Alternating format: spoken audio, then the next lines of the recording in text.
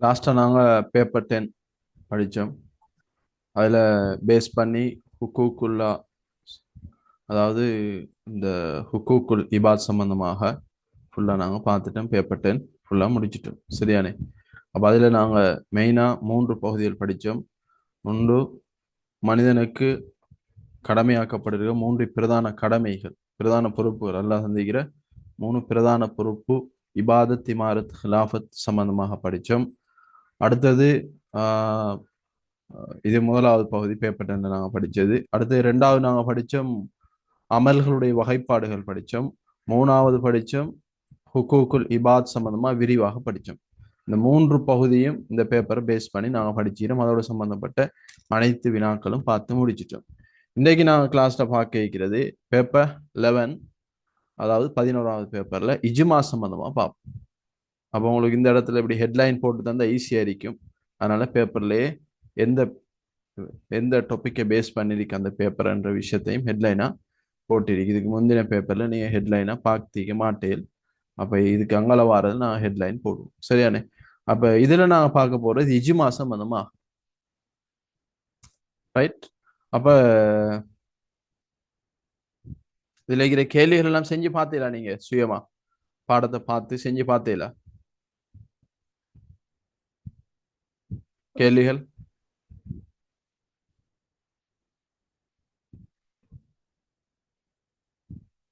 இன்னும் சவுண்டக்கா இல்லை, செய்து பாடுபட்டுச்சா? ஆம் சார். ரைட். அப்போ இதில் பாருங்க, நீங்கள் ஃபர்ஸ்ட் இதில் தியரியை கொஞ்சம் நாங்கள் பார்த்து போட்டு வருவோம். பாருங்க, யூனிட் 4ல் 4.1 துணை மூலாதாரங்கள், அதாவது இஜ்திஹாதின் அடியாக தோன்றிய துணை மூலாதாரங்கள். பிரதான மூலாதாரம் குர்ஆனும் சுன்னாவும் தான். குர்ஆன்ல சுன்னாவுல தீர்வு இல்லாட்டி அப்படின்னா நேரடியா தீர்வு இல்லைன்னு சொன்னா இன்னொரு சோர்ஸ் எங்களுக்கு தேவைப்படுது. நேரடியாக தீர்வு இல்லாட்டி இன்னொன்று அடிப்படையாக கொள்ளணும். சரி, அப்ப அந்த இன்னொன்று அடிப்படையாக கொள்ளப்படுறது குர்ஆன் சுன்னாவை அடிப்படையாக கொண்டதா அது இருக்க.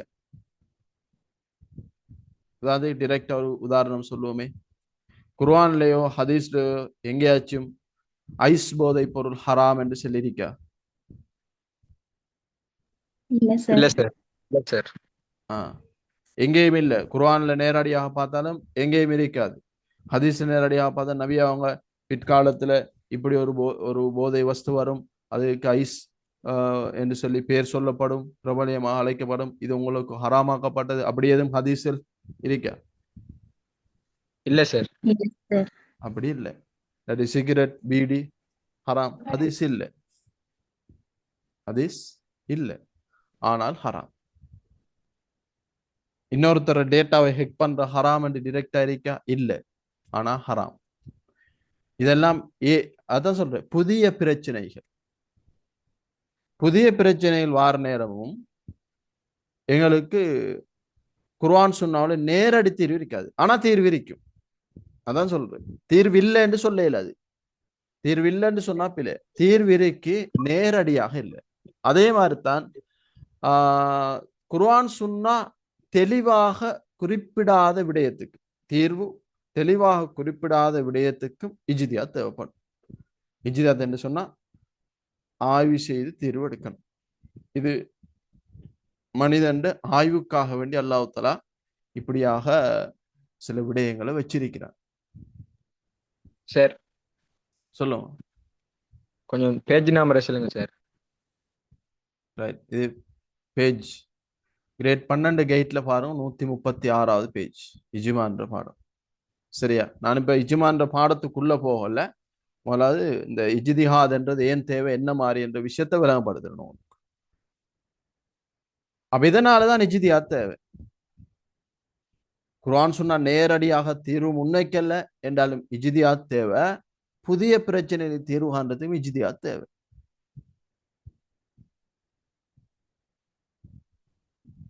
ரைட்? சார், இஜ்மா இஜ்திஹாத் ஒன்றுதானா? இல்ல,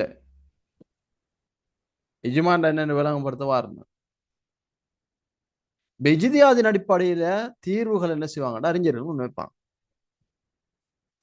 குர்ஆன் சுன்னாவின் அடிப்படையில அதுல மிக தேர்ச்சி பெற்ற, அதுக்கு மிகவும் தகுதி படைத்த சட்ட வல்லுநர்கள், முஜிதஹிதுகள் என்று சொல்லுவோம். இந்த முஜிதஹிதுகள் என்ன செய்வாங்கடா, ஆய்வில் ஈடுபடக்கூடியவர்கள் இஜ்திஹாதின் அடிப்படையில அந்தந்த காலங்களுக்கு அந்தந்த பிரச்சனை தேவையான தீர்வுகள் முன்வைப்பாங்க.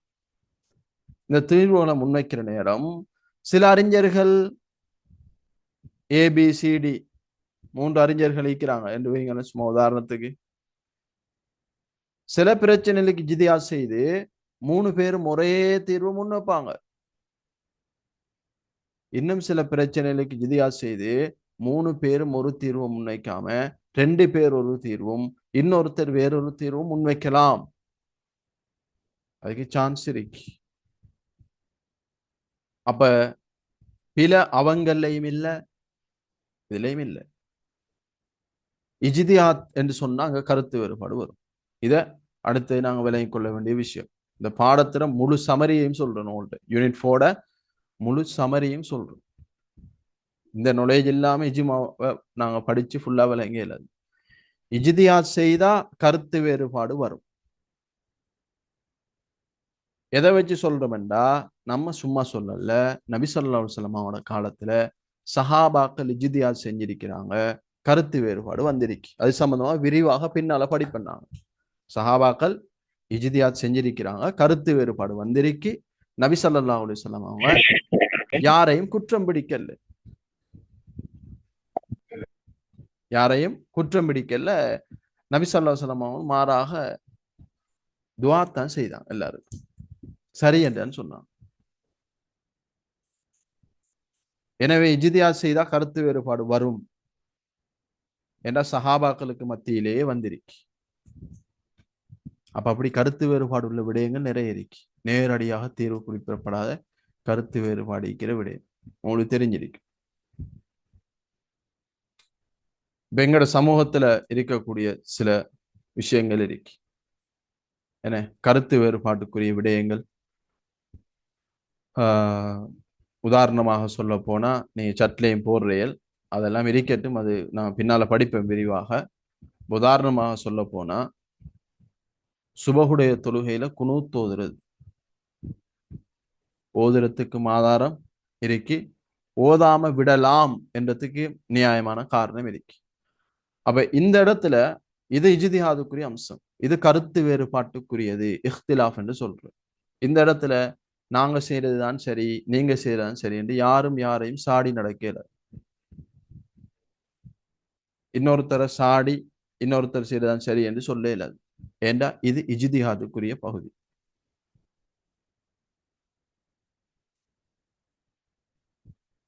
விளங்குதா?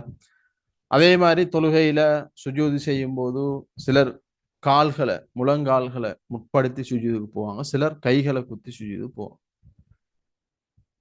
இது இஜ்திஹாதுக்குரிய பகுதி, இது கருத்து வேறுபாட்டுக்குரிய. இது இப்ப வந்த கருத்து வேறுபாடு இல்லை. சஹாபாக்களுக்கு பின்னால வந்த தாபீன்கள், தபு தாபீன்கள், அந்த காலத்தில் இருந்திருக்கிற கருத்து வேறுபாடு தான் இதெல்லாம். எனவே இதெல்லாம் கருத்து வேறுபாட்டுக்குரிய பகுதி. அப்ப இது என்ன விஷயம் என்றா, இரண்டு கருத்துக்கும் தோதுவாக இருக்கிற குர்ஆன் வசனங்கள் ஹதீஸ்கள் வார நேரம் இஜ்திஹாது வரும். 2-3 கருத்துக்கு தோதுவாக இருக்கிற மாதிரி அந்த இடத்துல அறிஞர்கள் இஜ்திஹாத் செய்து தீர்வுகளை முன்வைக்கிற நேரம் சில வித்தியாசமான கருத்துக்கள் வரலாம். இதுல எங்களுக்கு மிகவும் ஏற்றமானதாக, மிகவும் சிறப்பானது, தோதுவானதாக நாங்க எங்கட மூளையை போட்டு நாங்க யோசிச்சு ஒரு கருத்தை நாங்க பின்பற்றோம். சரி, இன்னொருத்தர தவறு என்று சொல்ல இயலாது. இதை நாங்க நல்லா விளைவிக்கிறோம். அப்ப இந்த விஷயத்தில் இஜ்திஹாத் வரலாம். அடுத்தது புதிய பிரச்சனைகள், நவீன புதிய பிரச்சனைகள் வார நேரமும் இஜ்திஹாத் செய்யணும். அந்த இஜ்திஹாதின் அடிப்படையில தீர்வுகளை முன்வைக்கிற நேரம் எல்லாரும் ஒரே கருத்து முன்வைக்கிற தீர்வுகளும் இருக்கு, கருத்து வேறுபாடு வரக்கூடிய விஷயங்களும் இருக்கு. அப்ப இதெல்லாம் எதுல? சட்டம் ஃபிக்ஹுடைய விடயத்துல, அக்கீதாவுல அல்ல, மார்க்கத்துடைய அடிப்படையில் அல்ல.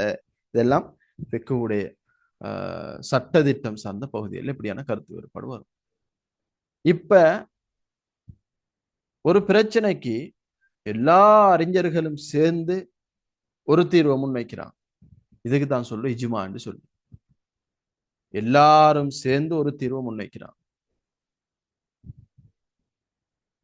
இதான் உண்மையான ஆதாரபூர்வமான அடிப்படையான இஜ்மா.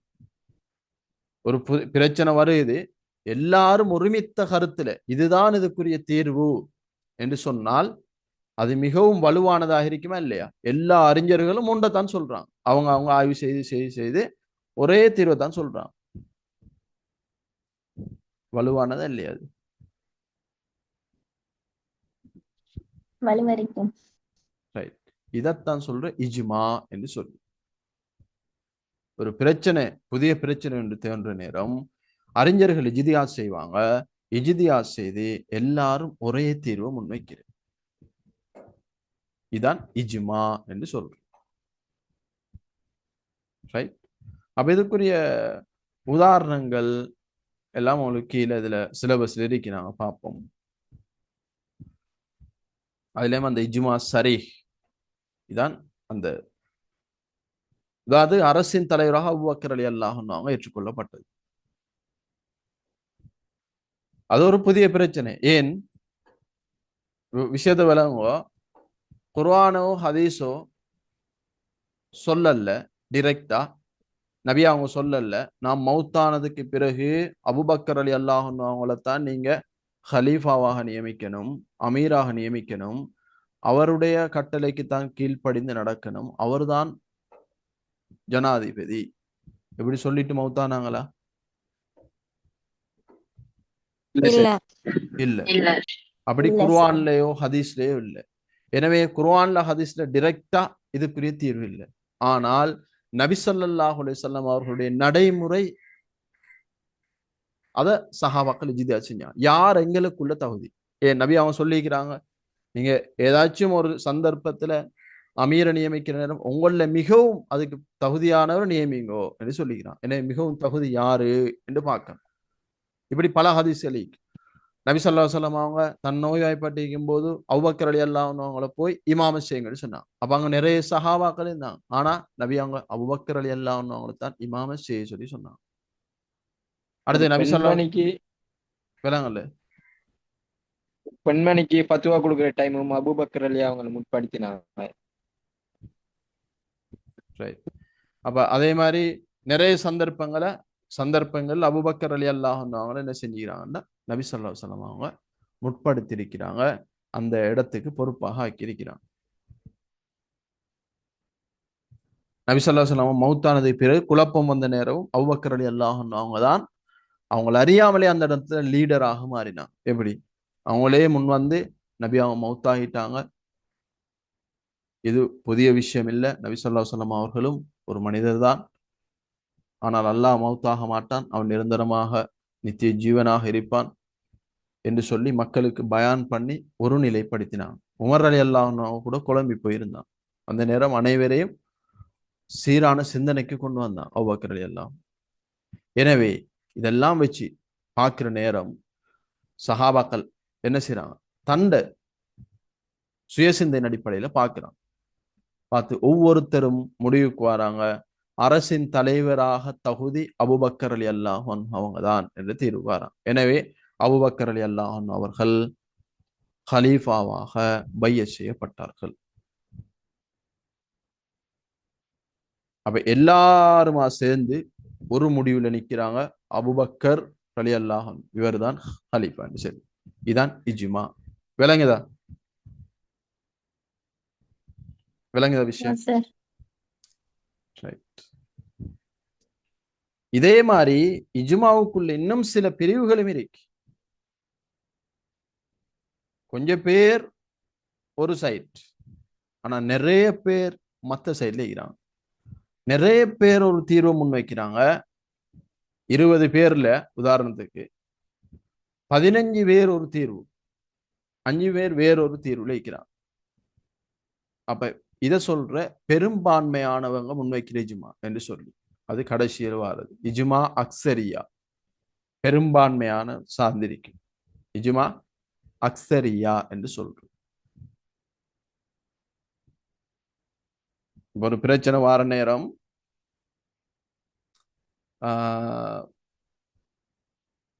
20 அறிஞர்கள் 20 முஜ்தஹிதுகள் இருக்கிறாங்கன்னு வைங்களேன்.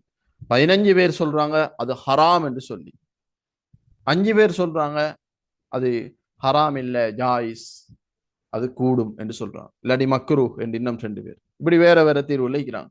ஆனா அந்த 20ல 15 பேர் ஒரு தீர்வுல இருக்கிறாங்க. அப்ப பெரும்பான்மையானோர் சொல்ற தீர்வை நாங்க என்ன செய்யலாம், எடுத்து முடிவாக எடுக்கலும் என்ற அடிப்படையில முன்வைக்கப்பட்டிருக்கிற இஜ்மா தான். அந்த அடிப்படையில அமைந்திருக்கக்கூடிய இஜ்மாக்கு சொல்ற இஜ்மா அக்ஸரியா என்று சொல்லி, இஜ்மா அக்ஸரியா. ரைட். இன்னொரு இஜ்மா இருக்கு, ரெண்டாவது உங்களோட கைட்ல போட்டி பாருங்க, இஜ்மா சுக்கூத்தி. இஜ்மா சுக்கூத்தி என்ற என்னன்னு சொன்னா 20 முஜ்தஹிதுகள் இருக்கிற இடத்துல 20 முஜ்தஹிதுகள் இருக்கிற இடத்துல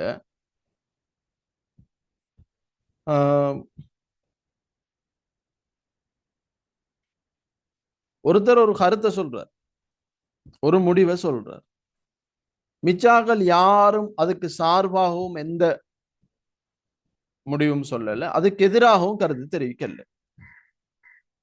ஒருத்தர் ஒரு விஷயத்த முடிவாக தீர்வாக சொல்றார் ஒரு முஜ்தஹித், மற்ற முஜ்தஹிதுகள் யாரும் ஓகே அதுதான் சரியான தீர்வு, அந்த தீர்வுல நான் இருக்கிறேன் பகிரங்கமாக வெளிரங்கமா சொல்லவும் இல்லை. அதே நேரம் இல்லை அவர் சொல்றது ஏற்றுக்கொள்ள இயலாது, அதுல தவறு இருக்கு, இது இப்படித்தான் வரும் என்று சொல்லி அவங்க சொல்லல. அதாவது எந்த ஒரு ரியாக்ஷனும் இல்லை, சும்மா இருக்கிறான். அப்போ ஒரு அறிஞர் ஒரு கருத்தை தெரிவிக்கிற நேரம் மற்ற அறிஞர்கள் எல்லாரும் எந்த கருத்தும் தெரிவிக்காம, சார்பாகவோ எதிராகவோ எந்த கருத்தும் இல்லாம சும்மா இருக்கிறது. இந்த இஜ்மாக்கு சொல்ற இஜ்மா சுக்கூத்தி அப்படின்னு சொல்லி.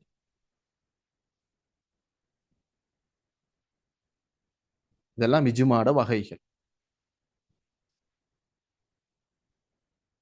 இன்னொரு இஜ்மா இருக்கு, இஜ்மா முரக்கப். இஜ்மா முரக்கப் என்னன்னா அறிஞர்கள் இஜ்திஹாத் செய்து அதுல தீர்வுகள் முன்வைச்சாச்சு, அந்த பிரச்சனைக்கு தீர்வு முன்வைச்சு அது முடிஞ்சு, விஷயம் முடிஞ்சு. இப்ப புதுசா ஒருத்தர் வந்து ஏற்கனவே முன்வைக்கப்பட்ட அந்த தீர்வுகளுக்கு முழுவதும் மாற்றமாக வேறொரு தீர்வு முன்வைக்கல. உதாரணத்துக்கு சொல்ல போனா தாடி வளர்க்கிற விஷயத்துல சில அறிஞர்கள் சொல்லியிருக்கிறாங்க தாடி வளர்க்கிறது சுன்னத் என்று சொல்லி, சில அறிஞர்கள் சொல்லியிருக்கிறாங்க இல்ல தாடி வளர்க்கிறது வாஜிப், கட்டாயம் தாடியை வளர்த்தே ஆகணும் என்று சொல்லிக்கிறாங்க. அப்ப சுன்னத் என்றாலும் வளர்க்கணும் என்ற கருத்து தான் காட்டுது, வாஜிப் என்றாலும் தாடி வளர்க்கணும் என்ற கருத்து தான் காட்டுது. இப்போ ஒருத்தர் தாடியை வலிக்கலாம் என்று சொல்லி புதுசா சம்பந்தம் இல்லாத கருத்து ஒன்று சொல்ல இயலாது. இதைத்தான் சொல்ற இஜ்மா முரக்கப் என்று சொல்லி. விளங்குற விஷயம் அதுக்கு எப்படி சார் சொல்லலாம்? விளங்கல. இஜ்மா முரக்கப்னா அதுக்கு எப்படி சொல்லலாம்? ஓ அதை நான் விளங்கப்படுத்தவார். இப்ப விஷயம் விளங்கிட்டானே உங்களுக்கு. அதாவது இங்க போட்டிக்கு மேல இருக்கு பாருங்க, குறிப்பிட்ட ஒரு விடயத்துல ஒரு கால பிரிவின் சட்ட அறிஞர்கள் குறிப்பிட்ட சில கருத்துக்களை கொண்டிருக்கிறாங்க. அவ்வனைத்து கருத்துக்களுக்கு மாற்றமாக ஒருவர் புதிதாக ஒரு கருத்தை வெளியிடக்கூடாது. ஏற்கனவே இஜ்திஹாத் செய்து சொல்லப்பட்ட எல்லா அறிஞர்களும் ஒரு தீர்வை சொல்ற நேரம் எல்லாரும் ஒரு விடயத்தில் உடன்படுறாங்க. இந்த இடத்துல எதுல உடன்படுறாங்கன்றத பாருங்க நீங்க. இப்ப சில அறிஞர்கள் தாடி வளர்க்கிற சுன்னத் என்று சொல்றாங்க, சில அறிஞர்கள் வாஜிப் என்று சொல்றாங்க. ஆனா இவங்க 2 பேரும் ஒரு விஷயத்துல உடன்படுறாங்க. எதுல? வழக்கத்துல தாடி வளர்க்கணும் என்ற விஷயத்துடன் எல்லாரும் ஒன்றுதான், ஒரே கருத்து தான், தாடி வளர்க்க வேண்டும். ஆனா அது சுன்னத்தான அடிப்படையிலையா இல்ல வாஜிபா, அது கட்டாயமான்றதுலாம் கருத்து வேறுபாடு. இப்போ ஒருத்தர் வந்து தாடி வளர்க்க தேவையில்லை என்று சொல்லலாமா ஒரு முஜ்தஹித்? இல்ல சார். இல்லை. அதைத்தான் சொல்ற இஜ்மா முரக்கப் என்று சொல்லி. இவங்க சுன்னத்தா வாஜிப்ன்றதுலாம் இவங்களுக்கு இடையில கருத்து வேறுபாடு. தாடி வளர்க்கணும் என்ற விஷயத்துல எல்லாரும் ஒன்றுதான். தாடி வளர்க்கணும் என்று சொல்றார்கள், கையை தூக்குங்க என்று சொன்னா எல்லா முஜிதாயிதும் கையை தூக்க தான் போறாங்க, இல்லையாவுமா? ஓ சார். அதுல எல்லாரும் ஒற்றுமை.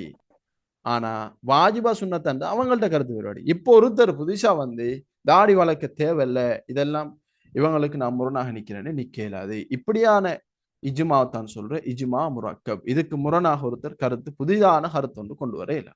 அதே மாதிரி தந்தை இந்த வாரிசுரிமையுடைய விடயத்தில் உதாரணம் உண்டு, அதை பாப்பண்ணாங்க. சரியானே? சரி, அதையும் சொல்றேன் கவனியங்களை.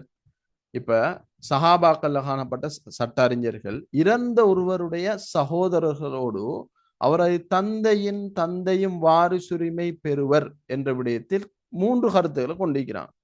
ஒருத்தர் இறந்த ஒருவர் சகோதரர்களோடு அவரது தந்தையின் தந்தை, அதாவது ஒருத்தர் மௌத்தாயிட்டார், அவர நானா தம்பியும் இருக்கிறாங்க சகோதரர்கள். இப்படி இருக்கிற நேரம் அவர வாப்பாட வாப்பாக்கு சொத்துல பங்கு போகுமா இல்லையா? இதுல கருத்து வேறுபாடு. ஏன் கருத்து வேறுபாடு? டிரெக்டா குர்ஆன் சுன்னாவுல தெரிவிக்கப்படல, டிரெக்டா சொல்லப்படல. எனவே ஆய்வு செய்து பார்க்கிற நேரம் கருத்து வேறுபாடு வருது. அதான் இஜ்திஹாத். இப்ப இஜ்திஹாத் செய்து கருத்தை முன்வைக்கிறாங்க. முன்வைக்கும் போது பாருங்க, இப்ப ஒருத்தர் மௌத்தாயிட்டார், அவருக்கு சகோதரர்கள் இருக்கிறாங்க, நானா தம்பி இருக்கு, அவர தந்தையின் தந்தையும் வாரிசுரிமை பெறுவர் என்ற விடயத்துல 3 கருத்துக்கள் இருக்கு. முதலாவது கருத்து சொல்லப்படுது, தந்தையின் தந்தைக்கு 3ல் 1க்கும் குறையாத ஒரு பகுதி கிடைக்க வேண்டும் என்ற நிபந்தனையின் அடிப்படையில் சகோதரர்களோடு வாரிசுரிமையில் அவர் பங்கு கொள்வார். அதாவது ஒருத்தர் மௌத்தானா அவர வாப்பாட வாப்பாக்கு 3ல் 1 பங்கு போகணும், அதோட சகோதரர்களுக்கும் பங்கு போகும். அது எத்தனை பங்கு விஷயம் எங்களுக்கு முக்கியம் இல்லை, எங்களுக்கு இப்ப இஜ்மாவை விளங்குறதா முக்கியம். இந்த இஜ்மா முரக்கபை விளங்குறதா முக்கியம். எனவே இந்த விஷயத்தை கவனிச்சு கொள்ளும். அப்ப இவங்க சொல்றாங்க என்ன, தந்தையின் தந்தைக்கும் பங்கு போகும், சகோதரனும் பங்கு போகும். இன்னும் சிலர் சொல்றாங்க இல்ல, தந்தையின் தந்தைக்கு 6ல் 1 பங்குக்கு குறையாம கிடைக்கணும், அதாவது 6ல் 1 பங்கு கிடைக்கணும், அதோடு தான் சகோதரர்களுக்கும் அந்த இடத்துல அவரோட சொத்துல பங்கு கிடைக்கும் என்று இன்னும் சிலர் சொல்றாங்க. இன்னும் சிலர் சொல்றாங்க தந்தையின் தந்தை இருக்கும்போது சகோதரருக்கு வாரிசுரிமையில பங்கு இல்லை, தந்தையின் தந்தைக்கு தான் கிடைக்கும் என்று சொல்லி. இப்ப இதுல கருத்து வேறுபாடு எதில் என்று பார்த்தீர்கள் என்று சொன்னா, நீங்க தந்தையின் தந்தைக்கு எவ்வளவு கிடைக்கும் என்றதுலதான் இவங்களுக்கு இடையில கருத்து வேறுபாடு. தந்தையின் தந்தைக்கு சொத்து கிடைக்குமா இல்லையா என்று இவங்கள்ட்ட கேட்டா இவங்க 3 பேரும் எந்த கருத்து சொல்ல போறாங்க? தந்தையின் தந்தைக்கு சொத்துல பங்கு கிடைக்கும் என்றான்னு சொல்லுவாங்க. எனவே தந்தையின் தந்தைக்கு மௌத்தான ஒருத்தர் சொத்துல இந்த சகோதரர்கள், அவரோட பிறந்த சகோதரர்கள் இருக்கிற நேரம் தந்தையின் தந்தைக்கு சொத்து கிடைக்குமா இல்லையான்னு கேட்டா இவங்க 3 சாரான்னு சொல்ல போறாங்க கிடைக்கும் என்று சொல்லி. எனவே இது ஒரு இஜ்மாவான தீர்வா இல்லையா? கிடைக்கும் என்றது எல்லோரும் உடன்படுற ஒரு தீர்வு. இது எவ்வளவு கிடைக்கும் என்றதான் கருத்து வேறுபாடு வருது. எனவே இப்போ ஒருத்தர் புதுசா வந்து எப்படி சொல்லிடாது, தந்தையின் தந்தை வாரிசுரிமை பெறமாட்டார் என்று சொல்லலாமா? இப்படி சொல்லலாமா? வாரிசுரிமை தந்தையின் தந்தைக்கு பெறமாட்டார் சொல்ல அவர் கருத்து. புதுசா ஒருத்தர் வந்து ஒரு விஷயத்த சொல்றா கொண்டு அவர் வேற ஆதாரங்களை கொண்டு வந்து இந்த பங்கு விஷயத்துல என்ன செய்யலாம், சில நேரங்கள்ல வேற கருத்தை சொல்லலாம். இல்ல அவருக்கு 4 உண்டு, சும்மா உதாரணத்துக்கு பாடத்தை விளங்கப்படுத்துறது உங்களுக்கு சொல்றேன், சரியா? அப்படி என்று சொல்லலாம். ஆனால் முற்று முழுவதும் மாற்றமான ஒன்று கொண்டு வர இயலாது. இதுக்கு இப்படியான இஜ்மாவுக்கு தான் சொல்ற இஜ்மா முரக்கப். குறிப்பிட்ட விடயத்துல ஒரு கால பிரிவுல சட்ட அறிஞர்கள் குறிப்பிட்ட சில கருத்துக்கள் கொண்டிருக்கிறாங்க, இந்த விஷயத்துல இதான் தீர்வு என்று சொல்லி குறிப்பிட்ட கருத்துக்கள் அவங்கள்ட்ட காணப்படுது. இவ்வனைத்து கருத்துக்களுக்கு மாற்றமாக ஒருவர் புதிதாக ஒரு கருத்தை வெளியிடக்கூடாது. இதுதான் இஜ்மா முரக்கப். அப்ப 2 உதாரணம் பார்த்துட்டோம் இஜ்மா முரக்கப். இப்ப விளையிட்டு அவங்களுக்கு இஜ்மா முரக்கப் என்று சொன்னா என்னன்னு?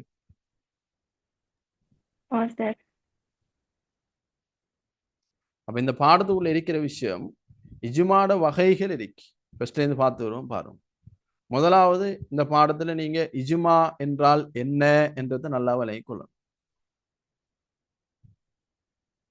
இஜ்மா என்றால் என்ன? உங்களுக்கு விஷயம் விளங்கி இருக்குமே நினைக்கிறேன். இவ்வளவு நேரம் பேசின விஷயம் உங்களுக்கு விளங்கிட்டா, அதுல எதுவும் டவுட் இருந்தா கேளுங்க. விளங்கப்படுத்தின விஷயம் விளங்கினா சரி, அவ்வளவையும் எழுத்து வடிவில போட்டிக்கிறான், அவ்வளவுதான். பார்க்கும்போதுதான் 2, 3, 4 பேஜ் போற மாதிரி இருக்கு.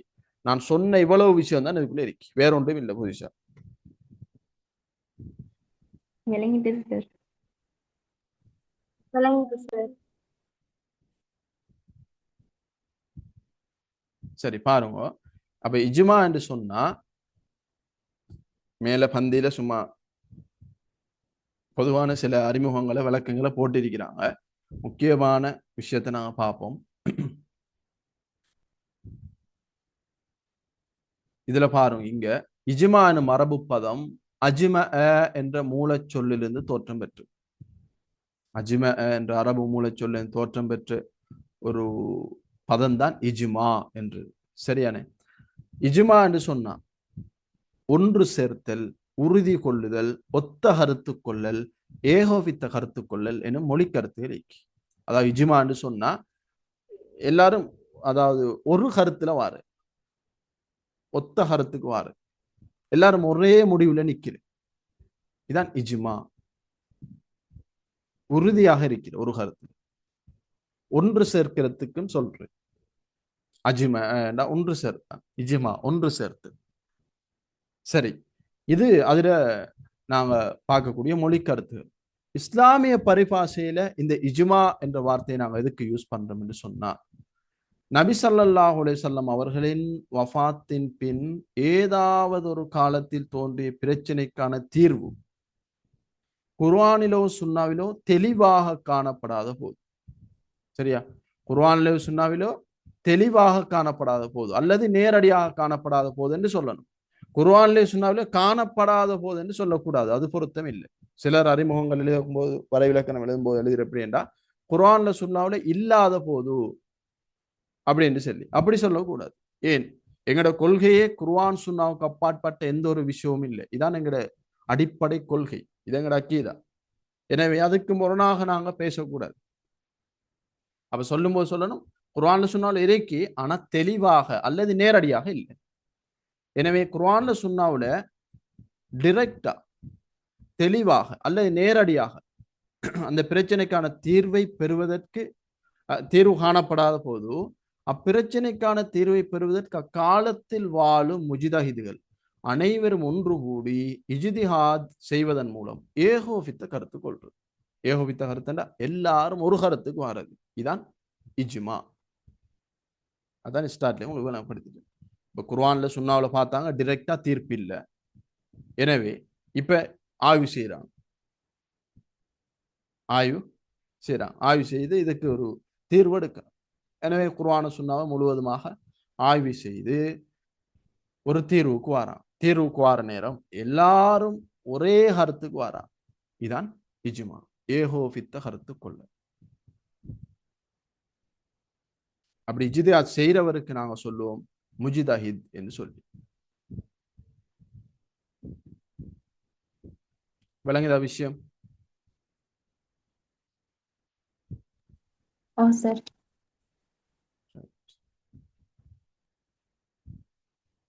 இஜ்மாக்கும் இஜ்திஹாதுக்கும் என்ன டிஃபரண்ட் என்ற ஒரு கேள்வி ஒன்று வந்து. இஜ்திஹாத் என்றது அவங்க செய்யற ஆய்வு, அது இஜ்திஹாத். குர்ஆன்ல சுன்னாவுல தீர்வு இல்லாட்டி இஜ்திஹாத் ஆய்வுல ஈடுபடுவாங்க, சரியா? அந்த இஜ்திஹாத் செய்யறவங்களுக்கு முஜ்தஹித் என்று சொல்லுவோம். இஜ்திஹாத் செய்வாங்க, அந்த அவங்க செய்யற அந்த ஆய்வுக்கு தான் இஜ்திஹாத் என்று சொல்றேன். அவங்க செய்யற முயற்சி, ஆய்வு. இப்படி இஜ்திஹாத் செய்யறவங்க முஜ்தஹிதுகள்.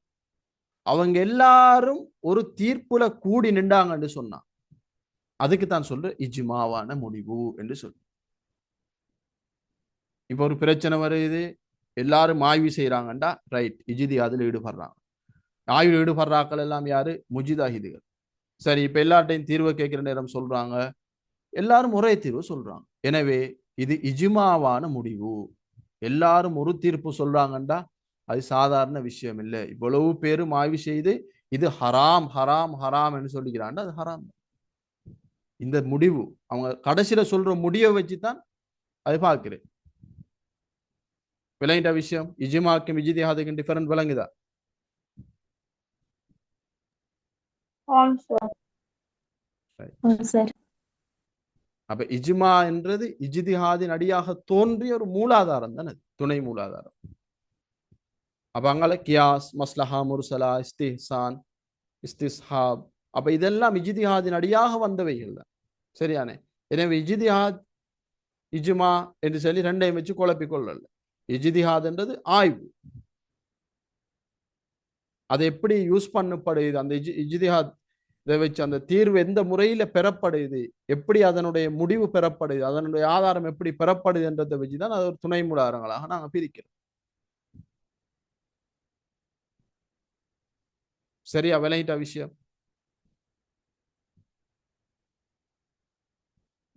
அடுத்தடுத்த துணை சார். மூலாதாரங்கள் படிப்படுமா என்று சொல்லி கேள்வி ஒன்று கேட்டீங்க. இன்ஷா அல்லாஹ் எக்ஸாமுக்கு இடையில எவ்வளவு படிக்கலுமோ அவ்வளவு படிப்போம். நீங்களும் ஸ்பீடா இருந்தா பேப்பரில் ஸ்பீடா போனா நிறைய பேப்பர்ஸ் பார்க்கலாம். அப்ப இப்ப இஜ்மா படிக்கிறோம். இத மாதிரி அடுத்தடுத்த கேள்விகள்ல வேற வேற துணை மூலாதாரங்கள் வரும். இன்ஷா அல்லாஹ் படிப்படும். நீங்க உஷாரா இருந்தா சரி. ரைட். இது வருந்தானே சார் எக்ஸாமுக்கு ஃபைனல்ல? விளங்கல? இது எதிர்பார்க்கப்படுமா எக்ஸாமுக்கு? சொல்றேன், எஸ்ஐ கேள்விகளை பார்க்கும்போது பார்ப்போமே என்ன மாதிரி. இப்ப விஷயத்தை படிச்சு முடிப்போம். எக்ஸாமுக்கு வரும் தான். எஸ்ஏக்கு வரல என்றாலும் எம்சிக்கு சரி வருமே. எதிர்பார்க்கின்றது எஸ்ஏக்கு தானே. எம்சிக்யூல 50 எம்சிக்யூல எல்லா பகுதியையும் தூக்கி தூக்கி போட்டுதான் கேள்வி போடுவாங்க. எனவே கட்டாயம் வருமா வராதா என்று பார்த்து படிக்காம முழு சிலபஸையும் மண்டைக்குள்ள எடுக்க பாருங்க. அப்பதான் எங்களோட டார்கெட் உயர்ந்த இலக்கை நாங்கள் அடையணும். சும்மா ஏதோ எடுத்தா போதும், ஏதோ பாஸ் ஆயினா போதும் அப்படின்னு படிக்க வேணாம்.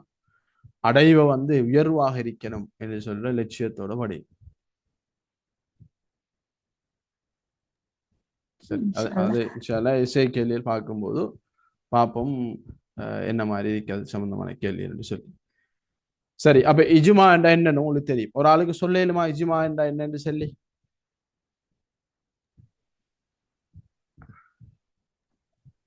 நபி ஸல்லல்லாஹு அலைஹி வஸல்லம் அவருடைய வஃபாத்துக்கு பின்னர் புதிதாக ஒரு பிரச்சனை தோன்றும் பொழுதோ அல் குர்ஆனிலோ சுன்னாவிலோ தெளிவாக குறிப்பிடப்படாத இடத்தில் அக்காலத்து அறிஞர்கள் ஒன்று சேர்ந்து எடுக்கும் ஏகோபித்த முடிவு இஜ்மா எனப்படும். Okay, good. அப்ப அதிலே நபி ஸல்லல்லாஹு அலைஹி வஸல்லம் வஃபாத்துக்கு பின்னால என்ற வார்த்தையை யூஸ் பண்ணிக்கிறாங்க. சொல்லுங்க. காலத்துல அதுக்கு பிறகுதானே பிரச்சனை இல்லாம அந்த நபியோட காலத்துல நபியோக பிரச்சனைக்கு தீர்வு சொன்னாங்க. சரி, அப்ப நபி ஸல்லல்லாஹு அலைஹி வஸல்லம் காலத்துல நபி அவங்க உயிரோட இருக்கிறாங்க.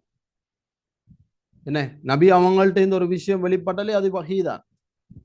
ஒன்று ஒரு குர்ஆனாக வரும் அல்லது சுன்னாவாக வஹி வெளிப்படும். எனவே வஹி வெளிப்படுற காலம் அது. எனவே இப்ப தேர்வு தேடி இவங்க இஜ்திஹாத் செய்ய வேண்டிய தேவை ஒன்று இல்லை. ஆனா இஜ்திஹாத் செய்திருக்கிறாங்க சஹாபாக்கள். அந்த காலத்தில் அனுமதி வழங்கப்பட்டு இஜ்திஹாத் தானே. நபி அவங்க கூட இருக்கிற நேரம் அந்த தேவை ஒன்று இல்லை. ஏன்? அதுக்கு நபி அவங்களே தீர்ப்ப சொல்லுவாங்க. எனவே நபி அவனோட வஃபாத்துக்கு பின்னால் இதோட தேவை அதிகமாயிடுச்சு. அதனால நபி அவனோட வஃபாத்துக்கு பின்னால் என்று சொல்லி.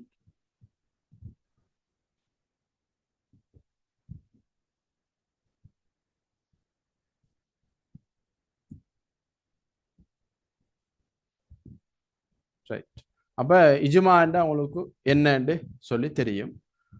இது முதலாவது இந்த பாடத்துல நீங்க விளங்கி கொள்ள வேண்டிய விஷயம். சரியா? முதலாவது இஜ்மா என்றா என்ன என்று விளங்கிக்கணும்.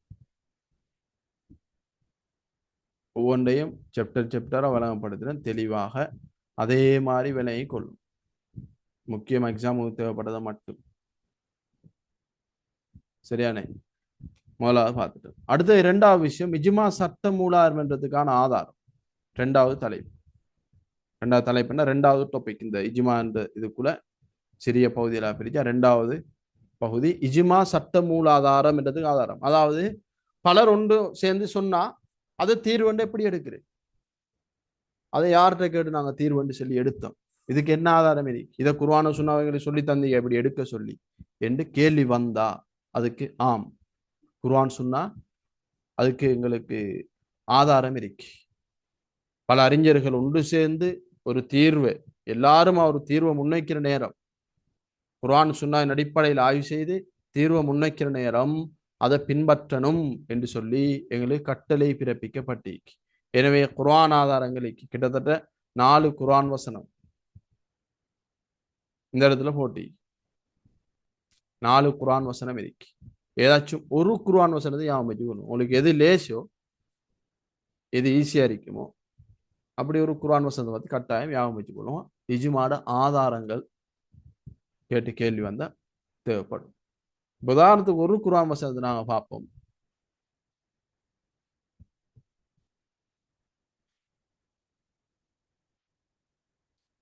எல்லாரும் அதிகமா பாடமாக்குற ஒரு குர்ஆன் வசனம் இந்த 3ஆவது இடத்துல இருக்கிறது. நீங்கள் இதை இஜ்திஹாதுக்கும் ஆதாரம் சொல்லலாம். எப்படி என்ன பாருங்க, நீங்கள் அல்லாஹுக்கு வழிபடுங்கள், அவ்வாறே அவனது தூதருக்கும் வழிபடுங்கள், இன்னும் உங்களில் அல்லாஹுக்கும் ரசூலுக்கும் கட்டுப்படுகின்ற தலைவர்களுக்கும் வழிபடுங்கள். அப்ப அல்லாஹ் தஆலா இந்த இடத்துல சொல்றான், முதலாவது அல்லாஹுக்கு கட்டுப்படணும், அடுத்து அவனது தூதருக்கு கட்டுப்படணும், இன்னும் உங்களில் அல்லாஹுக்கும் ரசூலுக்கும் கட்டுப்படுகின்ற யாருக்கு,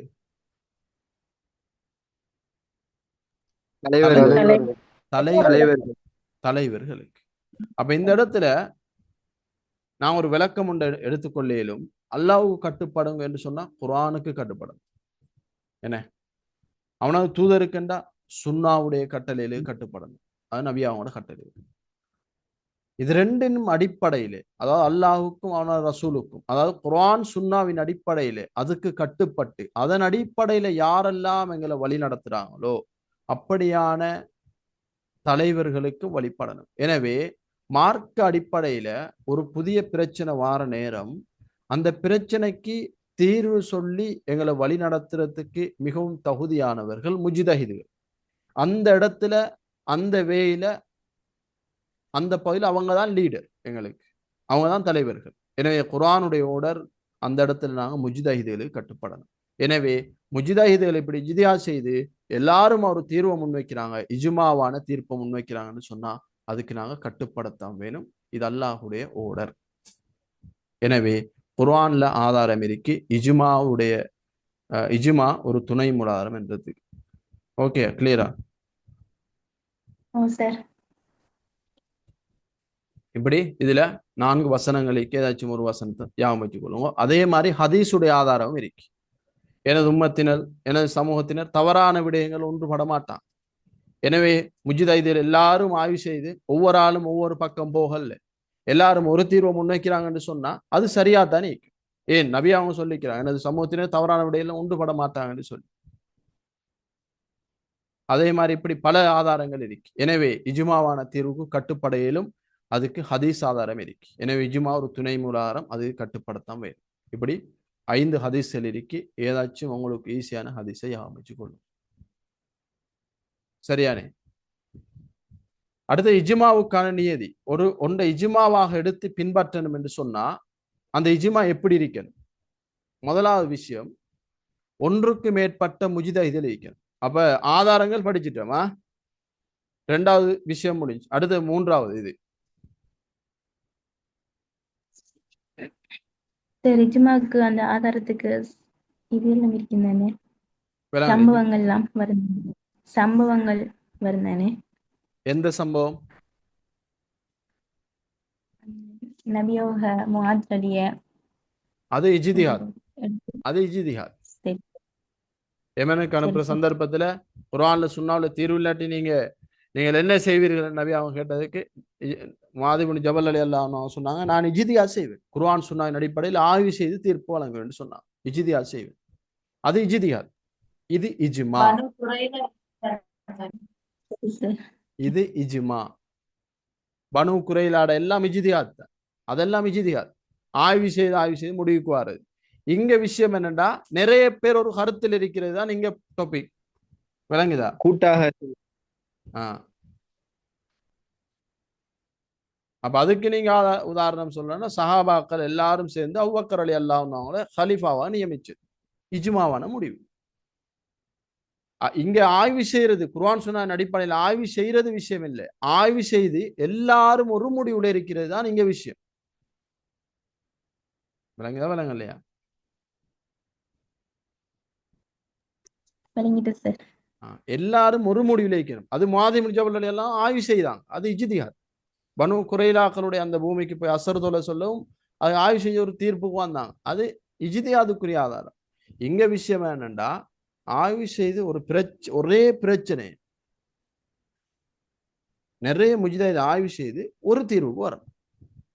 அப்ப ஆட்சிக்கு யார் வாருன்றது எல்லாருக்கும் உரிய சம பிரச்சனை. எல்லாரும் அதில் இஜ்திஹாத் செய்து எடுத்த முடிவு அபூபக்கர் ரலியல்லாஹு அன்ஹு தௌஹீத். இதான் இஜ்மா. அந்த முடிவை வச்சு தான் நாங்க சொல்றோம். எல்லாரும் அந்த ஒரே கருத்து ஒருமித்த கருத்தை தான் நாங்க சொல்றோம் இஜ்மான்னு சொல்லி. சரியானே? ஆம் சார்.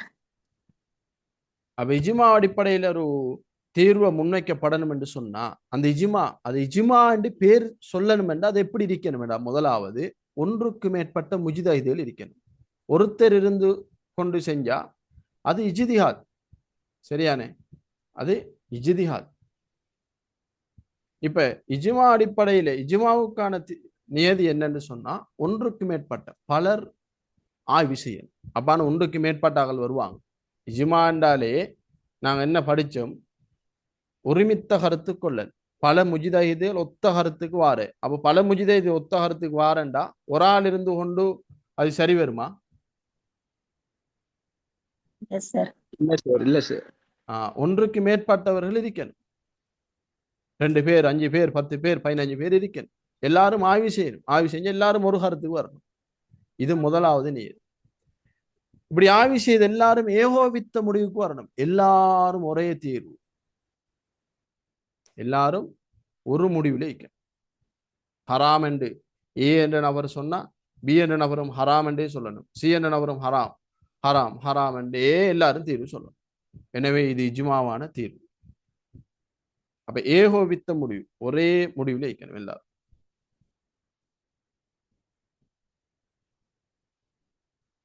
அடுத்தது மூணாவது முஜ்தஹிதுகள் வார்த்தையால அல்லது செயலால தண்ட முடிவை வெளிப்படுத்தணும். இவங்க சைலண்டா இருக்கிறாங்க. இப்ப மத்த ஆள் சொல்றாங்க அவர் சைலண்டா தானே இருக்கிறார், அப்ப பிரச்சனை இல்லை, இதை நாங்க முடிவை எடுக்கலும் என்று சொல்லி. இன்னொரு சாரா சொல்றார் இல்ல அவர் ஓம் என்று சொல்லலே, அவர் தீர்வு சொல்லலே, அவர் சைலண்டா தானே இருக்கிறார், எனவே அது ஹராம், அதை எடுக்கலாம். எனவே ரெண்டுக்கும் இடம்பாடு இருக்கு. அப்ப இஜ்மாவின் அடிப்படையில ஒரு தீர்வை நாங்கள் எடுக்கிறேன்னு சொன்னால் குறிப்பிட்ட முஜ்தஹித் அந்த முஜ்தஹிதுகள் தண்ட அந்த முடிவை வார்த்தையால செயலால அவர் வெளிப்படுத்தினா தான் அதை இஜ்மாவான முடிவாக எடுக்கிறது. அப்போ ஒரு இஜ்மா ஒன்று இடம்பெறணும் என்று சொன்னா இந்த 3 விடயங்களும் அவசியம். ஒன்றுக்கு மேற்பட்டவர்கள் இருக்கணும், எல்லோரும் ஒரே கருத்துக்கு வரணும், ஒரே முடிவை முன்வைக்கணும், அந்த முடிவை வார்த்தையால செயலால முன்வைக்கணும், தெளிவாக முன்வைக்கணும். விளையிட்ட ஓம் சார். ஆம் சார். விளங்கிட்டு. இது இஜ்மாவுக்கான நியதிகள் என்ற தலைப்புல வருது. மூணாவது விஷயம். அடுத்து நாலாவது இஜ்மாவுடைய வகைகள். இஜ்மாவுடைய வகைகள்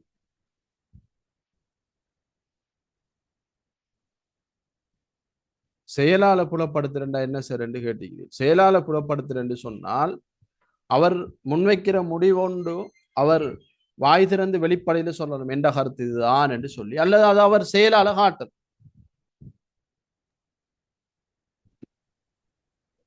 செயலால அவர் வாழ்க்கையில் அவர் அதை அமல் செஞ்சு காட்டணும். நான் இந்த கருத்துல நீக்கிறேன்னு அப்ப மத்தாக்கள் புரிஞ்சு ரைட், இவர் இப்படித்தான் செய்யறாரு, எனவே அந்த கருத்துல நீக்கிறாரு. அதான் செயலால புலப்படுத்தணும் என்று சொல்றது. சரியானே?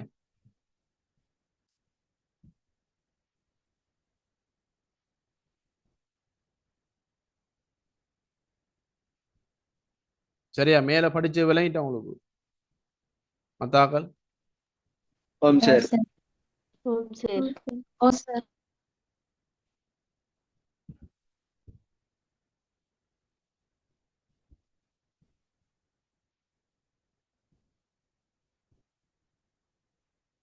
ரைட். இப்ப இஜ்மான வகை.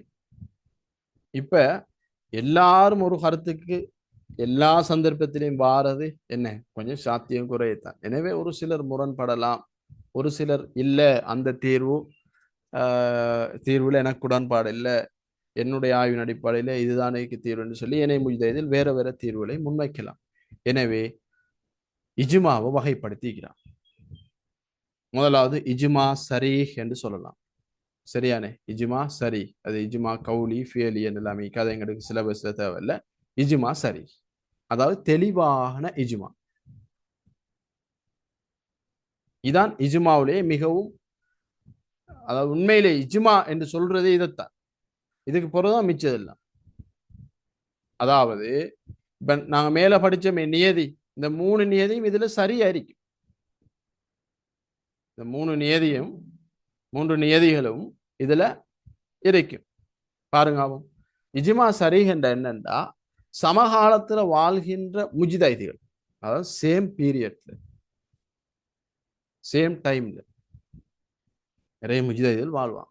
அப்ப இப்படி வாழக்கூடிய முஜ்தஹிதுகள் ஒவ்வொருவரும் ஆய்வுக்குட்படுத்தப்பட்ட சட்ட பிரச்சினை தொடர்பாக தமது கருத்தையும் நிலைப்பாட்டையும் தெளிவாக முன்வைப்பதன் மூலம் ஒருமைப்பட்ட முடிவொன்றுக்கு வருவதையே இஜ்மா சரீஹ் என்ற அறிஞர்கள் அடையாளப்படுத்துவார்.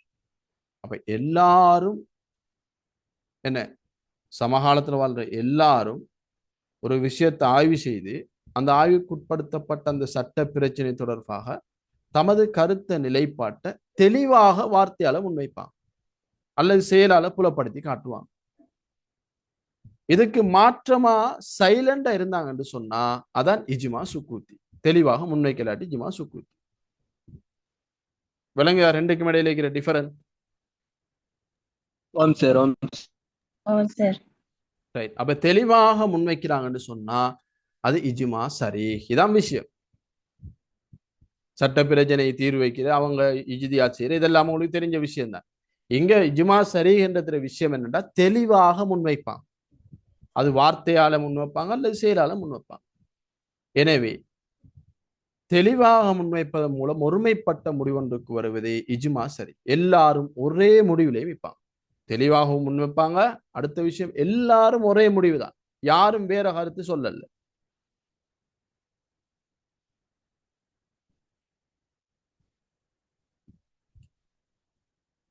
எனவே இதுதான் இஜ்மா சரி. எனவே இஜ்மா சரி என்பது தெளிவான இஜ்மா என்ற கருத்தை தரும். இத்தகைய இஜ்மாவே திட்டவட்டமானதாக இருக்கும், சந்தேகத்துக்கு இடமற்றதாக இருக்கும், ஆதாரபூர்வமானதாகவும் இருக்கும், அனைவராலும் ஏற்றுக்கொள்ளப்படுகின்றது. ஏனென்றா எல்லாரும் ஒரு கருத்து சொல்லும் போது நீங்க சும்மா சொல்லுங்க. இப்ப நீங்க கிளாஸுக்கு போறீங்க, நேத்து நீங்க அந்த கிளாஸுக்கு போகல, இன்றைக்கு நீங்க கிளாஸுக்கு போறீங்க. கிளாஸுக்கு போய் உங்களோட ஃப்ரெண்ட்ஸ் கிட்ட கேட்கிறீங்க, வகுப்புல 20 பேர் இருக்கிறாங்கன்னு வைங்களேன், ஒரு பிசிக்கல் கிளாஸ் இல்லாட்டி ஸ்கூல்ல போய் கேட்கிறீர்கள், நேத்து இந்த இந்த சப்ஜெக்ட்ல எதுவும் கேள்வி தந்தாங்களா என்று நீங்க ஒரு கேள்வி ஒன்று முன்வைக்கிறீங்க. வகுப்புல இருக்கிறது மொத்தம் 20 பேர். சரியானே?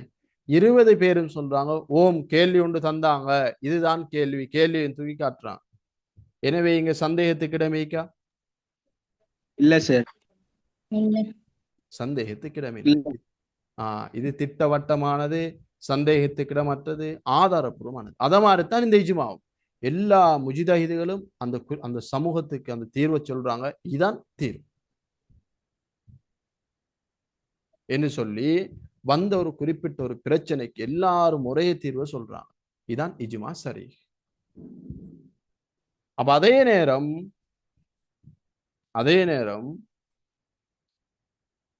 நீங்க உங்களோட வகுப்புல கேட்ட அந்த 20 ஸ்டூடெண்ட்ஸும் 1-2 பேர் சொன்னாங்க கேள்வி தந்த என்று சொல்லி. இப்ப உங்களுக்கு சின்ன டவுட் ஒன்று வருமா இல்லையா? வரும் சார். வரும் சார். ஓம் சார். வரும். ஏன் இது பிராக்டிக்கல் எங்களோட வாழ்க்கையை நடக்கிறான். சைலண்ட் ஆகிக்கிறவங்கள்ட்ட போய் கேட்போம், என்ன கேள்வி தந்தா தரலையா, அவங்க தரல தந்தன்னு சொல்றாங்க, நீங்க சைலண்ட் ஆகி தந்தா தரலையான்னு கேட்போம். அப்ப முந்தி சொன்னதுக்கும் இதுக்கும் சின்ன டிஃபரெண்ட் ஒன்று இருக்கு. அதனாலதான் இது சொல்றது திட்டவட்டமான சந்தேகத்துக்கு இடவில் ஆதாரப்பூர்வமான. சட்ட அறிஞர்கள் அனைவரும் இதை ஏற்றுக்கொள்வாங்க. யாரும் இதுல மாற்று கருத்து முன்வைக்க மாட்டாங்க, எல்லாரும் ஏற்றுக்கொள்வாங்க. எனவே இப்படியாக முன்வைக்கப்பட்ட இந்த இஜ்மா சரீஹுக்கு உதாரணமாக நாங்க சொல்லலாம், நபி ஸல்லல்லாஹு அலைஹி வஸல்லம் அவர்களின் வஃபாத்தின் பின்னர் இஸ்லாமிய அரசின் தலைவராக அபூபக்கர் ரலியல்லாஹு அன்ஹு தெரிவு செய்யப்பட்டது. இது இஜ்மா சரீஹ். விளங்குதா? ஓம் சார். ஏண்டா இதில் யாரும் மாற்று கருத்து தெரிவிக்கல, எல்லாரும் உடன்பட்டு. அதே மாதிரி மற்றொரு உதாரணமாக உமர் ரலியல்லாஹு அன்ஹுடைய ஆட்சியில் கால்நடைகளில் குதிரைக்கு சக்காத் வாஜிபாக்கப்பட்டுச்சு. இதுவும் இஜ்மா சரீஹுக்குரிய உதாரணம். உமர் ரலியல்லாஹு அன்ஹு காலத்துல கால்நடைகள்ல குதிரைக்கு சக்காத் வாஜிப் எங்கேயும் இல்லை, குர்ஆன்லயும் இல்லை, சுன்னாவுலையும் இல்லை. ஆனா அந்த காலத்துல ஒரு நிர்பந்த நிலை ஏற்பட்டுச்சு. எனவே குதிரைக்கும் சக்காத்தை வாஜிபாக்கினா. இப்பயும் இருக்கேன் சார். அது இல்லை, இப்ப இல்லை. சரியானே? அது அந்த நிலைமைகளை சூழ்நிலையை பொறுத்து அந்த நிலைமை உருவாகும். அதிகமாக குதிரைகளை பெரும் பெரும் படைகளை பட்டாளங்களாக வச்சு கொண்டிருக்கிறாங்கன்னு சொன்னா அந்த இடத்துல அந்த சூழல்ல வாஜிபாகும். இப்ப எங்கட நாட்டை எடுத்துக்கொண்டா குதிரையே இல்லை, எனவே சக்காத்து இல்லை. அப்ப பெரும் பெரும் படைகளா பட்டாளங்களாக குதிரைகளை வச்சு கொள்றாங்கன்னு சொன்னாங்க, அது ஏனையவர்களுக்கு அநீதி மாதிரி போய்த்து. ஏன் மாடு வச்சிருந்தா சக்காத், ஆடு வச்சிருந்தா சக்காத், அப்ப குதிரை வச்சு இல்லையா? ரைட். அப்ப அந்த இடத்துல குதிரைக்கு வாஜிபா. சரியானே?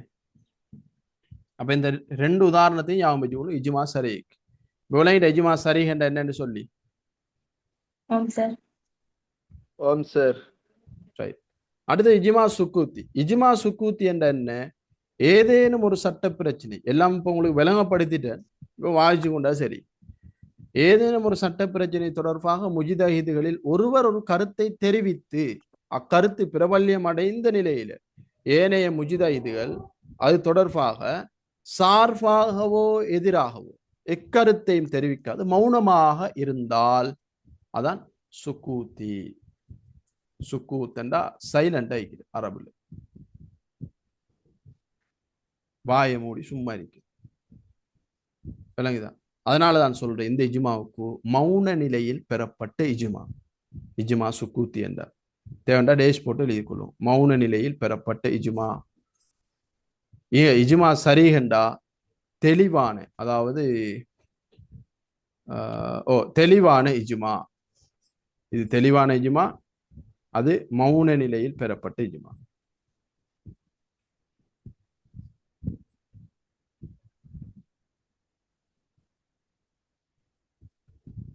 சரி, இப்ப பார்ப்போம் நாங்க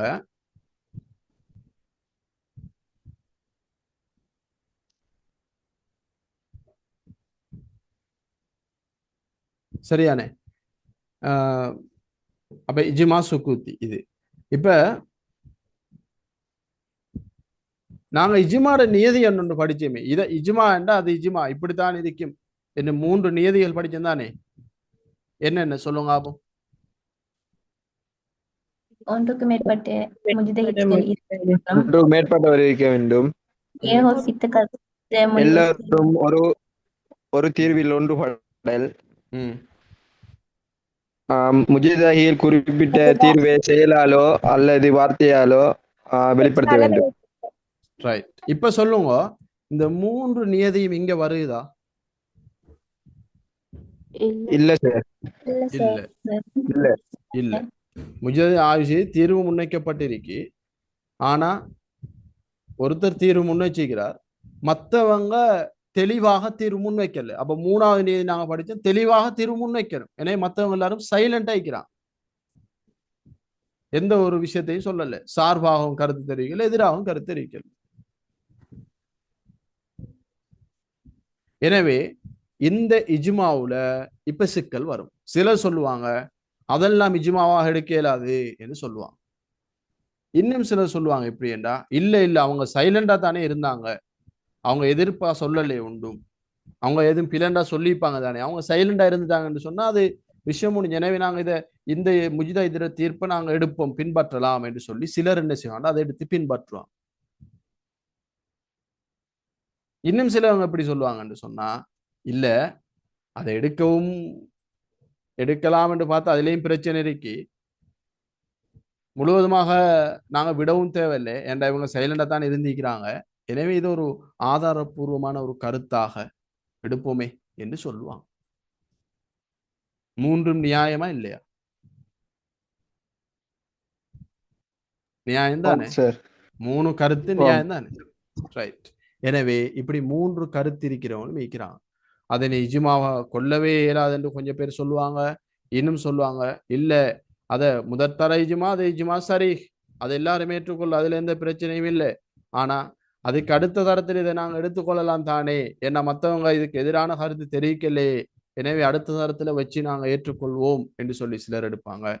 இன்னும் சிலர் சொல்லுவாங்க இஜ்மாவாக அல்லாம ஆதாரபூர்வமான ஒரு கருத்தாக ஏற்றுக்கொள்ளலாம் என்று சொல்லுவாங்க. இந்த கருத்துல தான் இன்றைக்கு நாங்களும் பெரும்பாலானவர் அறிஞர்களும் இருக்கிறோம்.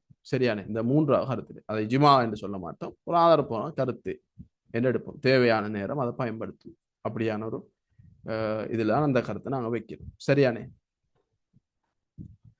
அப்ப இது தொடர்பாக இந்த 3 கருத்துக்களுக்கு அதை கொஞ்சம் நீங்க வாய்ச்சி பாருங்க, இங்க இருக்கிற பந்தியில இருக்கிற விஷயத்த உங்களுக்கு வழங்கும். அப்ப என்னதான் இருந்தாலும் இதை இஜ்மா சரிகிற தரத்துல வைக்கலுமா, இஜ்மா சுக்கூத்திய? இல்ல சார். இல்ல, வைக்க இயலாது. ஏன்? யாரும் அதுக்கு உடன்பட மாட்டோம். இஜ்மா சரிகின்றது அது எந்த ஒரு பிழையும் அதான் இஜ்மா என்ற மாதிரி இருக்கும். ஆனா இஜ்மா சுக்கூத்தில பிரச்சனை இல்லை. எனவே இதுல நாங்க அந்த லெவலுக்கு வச்சு பார்க்க மாட்டோம். எனவே அந்த விஷயத்தான் கீழுக்கு சொல்லிப்பாங்க வரோம். இஜ்மா சரிகிற தரத்துல வைத்து ஏற்றுக்கொள்ள முடியாது, இஜ்மா சுக்கூத்தியை பலமான ஒரு கருத்துண்டாக கொள்வதுதான் சரியானது என்று சொல்லியிருக்கிறான். அப்ப இந்த 2 இஜ்மா, இது அல்லாத இஜ்மா முராக்கப், அடுத்தது இஜ்மா அக்ஸரியா கீழே படிச்சிருக்கிறோம். சரியானே? இது கீழே இருக்கிறத நாங்க பார்ப்போம். இப்ப பேப்பரை கொஞ்சம் பார்ப்போம். இதுல பாருங்க, முதலாவது கேள்வி 2025 12வது கேள்வி. மௌனம் சம்மதத்துக்கு அறிகுறி என்ற கருத்தில் நோக்கப்படும் இஜ்மா எது? சுக்கூத்தி. சுக்கூத்தி சார். இஜ்மா சுக்கூத்தி. இப்ப படிச்சோம், இப்பதான் படிச்சோம், அதனால நல்ல ஸ்பீட் ஆகிக்குது. ஆனா இந்த ஸ்பீட் உண்மையிலே எங்க இருக்கணும்? ஃபைனல் எக்ஸாம்ல இருக்கணும். சரியானே? அப்ப மௌனம் சம்மதத்துக்கு அறிகுறி, மௌனம் என்றாலே உங்களுக்கு அங்கால ஆன்சர் வந்துடும். என்ன? இஜ்மா சுக்கூத்தி. சுக்கூத்தி. வேற எதுவும் ஆன்சர் இருக்கா? வேற? இல்ல சார். இல்ல. அப்ப ஷுவரா தெரியும். என்ன? மௌனம் சம்மதத்துக்கு அறிகுறி. ஒருத்தர் தீர்வு சொல்றார், மற்றவங்க எல்லாம் சைலண்ட் ஆகிக்கிறாங்கண்டா அந்த இஜ்மா தான் நாங்க இஜ்மா சுக்கூத்தி என்று சொல்லுவோம்.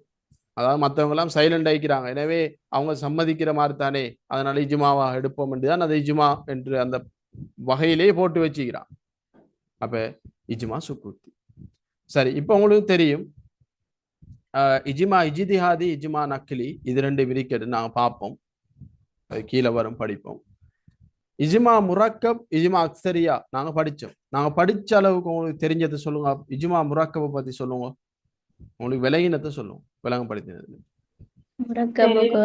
தாடி வளர்ப்பது சம்பந்தமான அந்த விளக்கம் பாரு. அதாவது இஜ்மா முரக்கவன நீங்க என்ன விளங்கிக்கிறீங்க?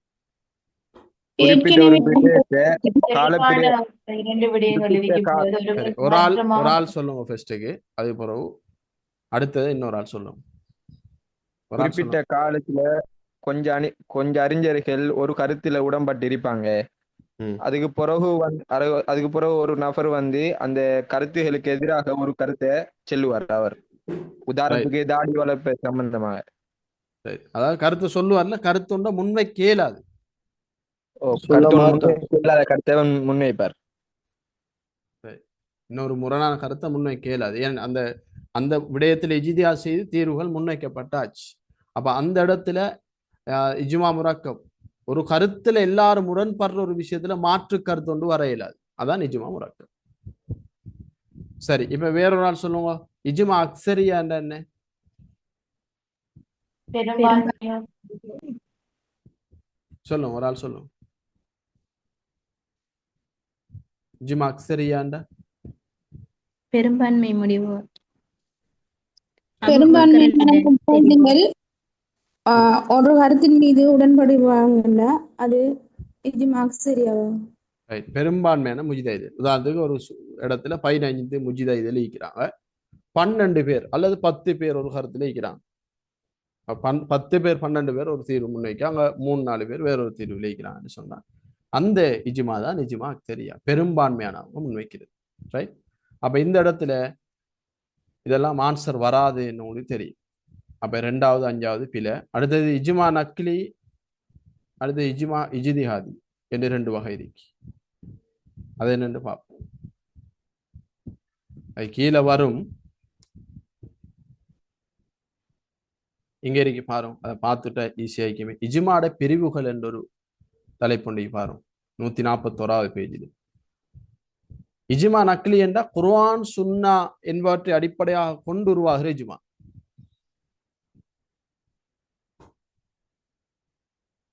பெண்களுக்கு தங்கம் ஹலாலானது என்ற ஏகோபித்த முடிவை குறிப்பிடலாம். ஆண்களுக்கு தங்கம் ஹராம் என்று டிரெக்டா குர்ஆன் சொல்லி, தங்கம் பட்டு எனது உம்மத்தை சேர்ந்த ஆண்களுக்கு இது ரெண்டும் ஹராம் என்று சொல்லி நபி ஸல்லல்லாஹு அலைஹி வஸல்லம் தங்கம் அடுத்து பட்டாடை ரெண்டையும் சுட்டி காட்டினா. அப்ப பெண்களுக்கு ஹராம் என்றா பெண்களுக்கும் சுட்டி காட்டிப்பாங்களா இல்லையா? சுட்டி ஓம் சார். காட்டிப்பாங்க. சுட்டி காட்டிப்பாங்க. ஆனா பெண்களுக்கு அப்படி சுட்டி காட்டினாங்களா? இல்ல சார். இல்ல சார். இல்லை. எனவே ஒட்டுமொத்த அறிஞர்களும் ஏகோபித்த கருத்து குர்ஆன் சுன்னா அடிப்படையில பெண்களுக்கு தங்கம் ஹலால். என்ன நபி அவங்க ஹராம் அல்லது தடை செய்யப்பட்டது என்ற எந்த ஒரு வார்த்தையும் எந்த ஒரு இடத்திலையும் பயன்படுத்தல, குர்ஆன்லையும் பயன்படுத்தல. எனவே பெண்களுக்கு தங்கம் ஹலால், யாரும் இதுல மாற்று கருத்து இல்லை. இதைத்தான் சொல்ல இஜ்மா நக்லி, குர்ஆன் சுன்னா அடிப்படையில் உருவான இஜ்மா, இஜ்மா நக்லி. இஜ்மா இஜ்திஹாதி என்று சொன்னா ஏனைய சட்ட மூலாதாரங்களை கொண்டு உருவாகிற இஜ்மா, ஏனைய சட்ட மூலாதாரத்தை கொண்டு. அதாவது அபூபக்கர் ரலியல்லாஹு அன்ஹு ஹலீஃபாவை தெரிவு செய்யப்பட்டதை குறிப்பிடலாம். உதாரணம் இஜ்மா சரியா. விலங்கல்ல சொல்லுங்க. அபூபக்கர் அலி அவங்க ஆட்சிக்கு தெரிவு செய்யப்பட்டது இஜ்மா சரியா தானே சார்? ஓ, இஜ்மா சரி. இஜ்மாட வகைகள்ல பார்க்கும்போது இஜ்மா சரி. இஜ்மாட பிரிவுகள் நக்லியா இஜ்திஹாதியான்னு பார்க்கும்போது இஜ்திஹாதி. குர்ஆன்லயும் ஹதீஸ்லயும் சொல்லல நபியா அபூபக்கர் அலி அவங்க ஆட்சிக்கு வரப்போ. ஓ, அதாவது இதுல சின்ன ஒரு வேறுபாடு ஒன்று வரும். அப்படின்னா நக்லி என்று சொன்னா குர்ஆன் சுன்னாவோட நேரடி தொடர்பு ஏற்படும். அவங்க சொன்ன தீர்வுக்கும் குர்ஆன் சுன்னாவுக்கும் நேரடி தொடர்பு கொண்டு வரும். இஜ்திஹாதி என்று சொன்னா இப்ப குர்ஆன் சுன்னா அடிப்படையாக வச்சு உருவான ஏனைய துணை மூலாதாரங்களுக்கானே அதோட லிங்க் ஆகுற மாதிரி இருக்கு. ஏனைய துணை மூலாதாரங்களோட லிங்க் ஆகுற மாதிரி இருக்கு. அபூபக்கர் ரலியல்லாஹு அன்ஹு கலீஃபாவை தெரிவு செய்யப்பட்டது ஒட்டுமொத்தமாக எல்லோரும் ஒரே கருத்துல அந்த இடத்துல தெரிவு செஞ்சாங்க. அப்ப அந்த இடத்துல எல்லோரும் ஒரே கருத்து வாருது. அதாவது அறிஞர்கள் ஒட்டுமொத்த தரப்பினரும் அந்த இடத்துல ஒரு கருத்துக்கு வந்தாங்க. சரியா? இப்ப அதுக்கும் குர்ஆன் சுன்னால தொடர்பு இருக்கு. எல்லாத்துக்கும் குர்ஆன் சுன்னால தொடர்பு வராம இல்லை. ஆனா இஜ்மா நக்லி என்றது கொஞ்சம் நேரடி தொடர்பு வார மாதிரி காட்டும். ஆனா நேரடி தொடர்பு இருக்காது. விளங்குதா சொல்றது? கொஞ்சம் நெருக்கமான குர்ஆன் சுன்னாவோட நேரடி தொடர்பு இருக்கிற மாதிரி கொஞ்சம் நெருக்கமாக இருக்கும். இஜ்மா இஜ்திஹாதி என்று சொல்றது இஜ்திஹாதின் அடிப்படையில மென்மேலும் ஆய்வு செய்துதான் அந்த இடத்துல அந்த தீர்வை முன்வைக்க வேண்டி வரும். சரியா?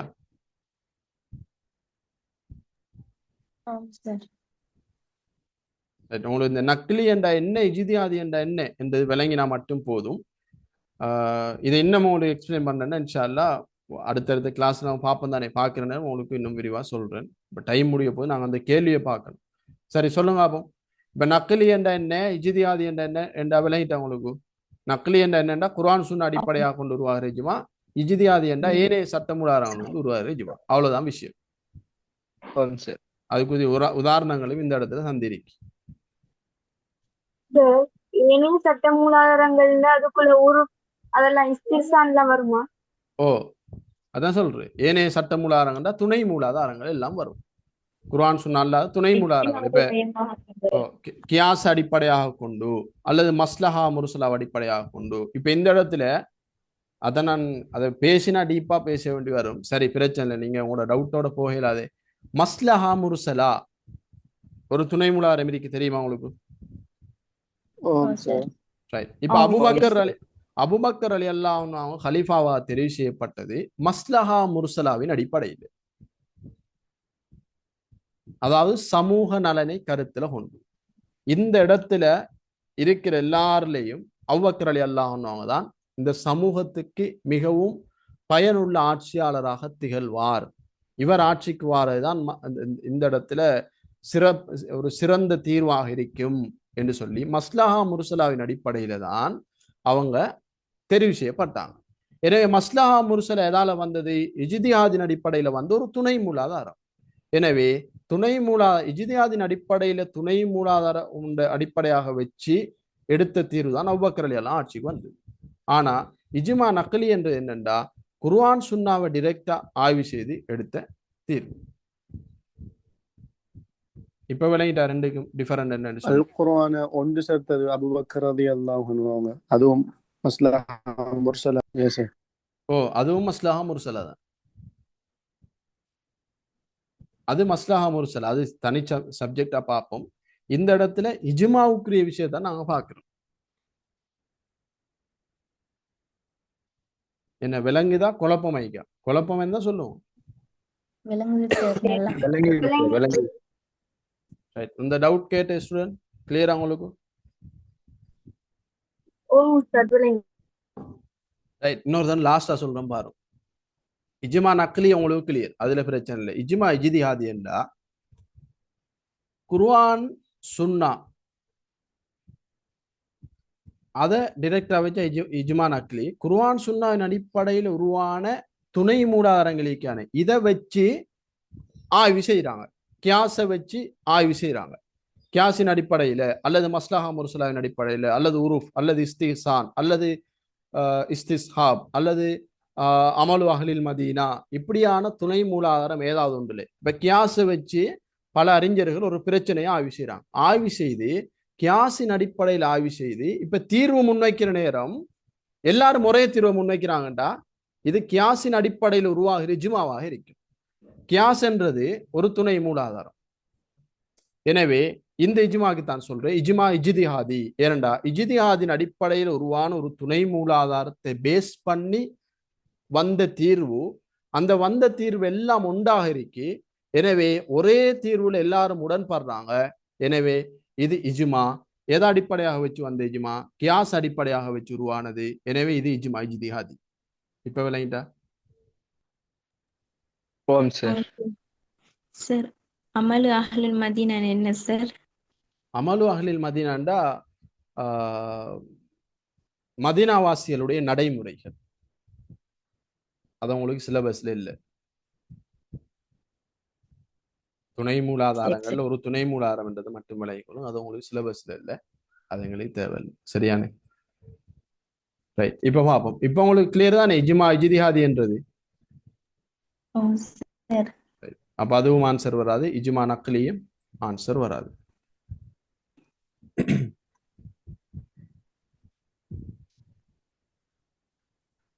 ரெண்டாவது கேள்வி. சரி, இதுல ஒரு ஆள் சொல்லுங்க, இஜ்மா இஜ்திஹாதி என்ற என்ன சொல்லுங்க? அல் குர்ஆன் சுன்னாவை அடிப்படையாக வைத்து பெறப்பட்ட சட்ட மூலாதாரங்களை கொண்டு பெறப்படுகின்ற சட்ட மூலாதாரங்கள் அடிப்படையாக கொண்டு அல் குர்ஆனிலோ சுன்னாவிலோ இல்லாத ஏனைய சட்ட மூலாதாரங்களை அடிப்படையாக. எப்படி சொன்னாலும் சரிதான். டிரெக்டா சொல்றேன்டா, நீங்க ஈஸியா சொல்றேன்டா. துணை மூலாதாரங்களை அடிப்படையாக கொண்டு உருவாகிற இஜ்மா இஜ்திஹாதி. அதாவது இஜ்திஹாதின் அடிப்படையில வந்து துணை மூலாதாரம். இஜ்மா நக்லி என்ற என்ன? அல் குர்ஆனின் சுன்னாவையும் வைத்து நேரடியாக பெறப்பட்ட சட்டங்கள். ஓகே, சரி. அப்ப அடுத்த கேள்வியை பார்ப்போம். அப்ப ஓகே சார். சரி சரிப்பா. ரைட், அதான் சொல்ல போவது போல இந்த கேள்வியை பார்த்துட்டு முடிப்போம். 2024ல் 44வது கேள்வி. ஏன்னா இந்த பேப்பர் கிளாஸ் வந்து 2 ஹவர்ஸுக்குள்ள போட்டா கொண்டு போற கஷ்டம். 2 ஹவர்ஸ் சரி போடலாம். அப்ப இன்றைக்கு எனக்கு அதுக்குரிய தோது அமையல், அதனால 5 மணி போட்டு, இல்லாட்டி 4:30 போட்டிக்கலாம். சரி, இப்ப இதுல பல துணை மூலாதாரங்கள் தந்திருக்கு. கியாசுல் அவுலா, இஸ்திஸ்ஹாப், மஸ்லஹா முர்சலா, உருஃப் காஸ் என்றெல்லாம். இப்ப எங்களுக்கு தேவை இஜ்மா. நாங்கள் படிச்சுக்கிறோம், அதில் இஜ்மா சரி என்ற ஒரு வார்த்தை ஒன்று வந்து. இப்ப இதுல பாருங்க, வை நிரல்ல பொருத்தமானது தெரிவு செய்யணும், உங்களுக்கு தெரியும். இதுல பாருங்க, இஜ்மா சரிகுக்கு தோதுவான ஏதாச்சும் கூற்று இருக்கான்னு சொல்லி பாருங்க. பி பி வரும். பி வரும். அபூபக்கர் அலிகள் தலைவராக ஏகமான தெரிவு செய்யப்பட. ரைட். அபூபக்கர் ரலியல்லாஹு அன்ஹு அவர்கள் ஆட்சி தலைவராக ஏகமானதாக தெரிவு செய்யப்படல். இதென்ன இஜ்மா சரி. சரி. சரி. சரி. அப்ப ஏன் அது இஜ்மா சரி என்று சொல்றோம்? ஒரு ஆள் விளக்கம் சொல்லுங்க. ஒரு ஆள். தெளிவான இஜ்மா. பெரும்பான்மை சமகாலத்தில் முடிவுகள்.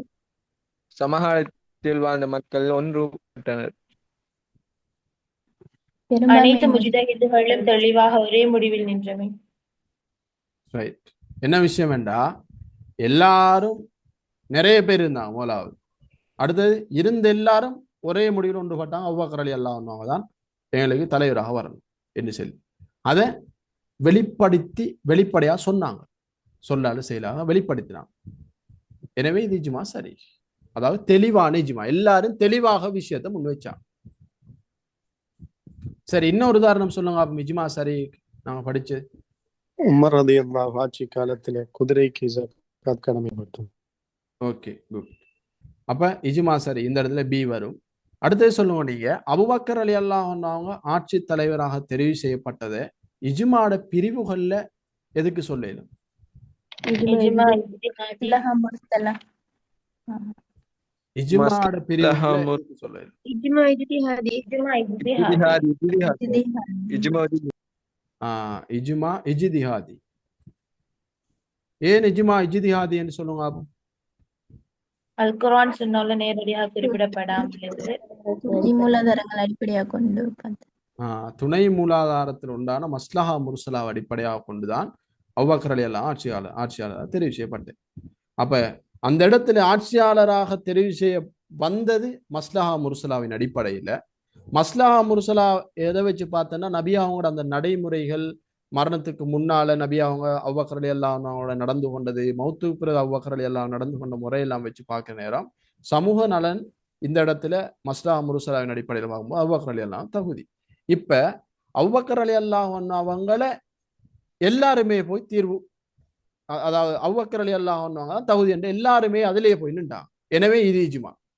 விளங்குதா? ஒரு தீர்வு எப்படி இஜ்மாவாக மாறுது என்று சொல்லி எல்லாரும் அந்த கருத்துக்கு போனதான் இஜ்மா. எனவே இது இஜ்மா சரி. எப்படியான இஜ்மா என்றா, இஜ்மா இஜ்திஹாதி, துணை மூலாதாரத்தின் அடிப்படையில பெறப்பட்ட தீர்வுல எல்லாரும் ஒன்றுபட்டது.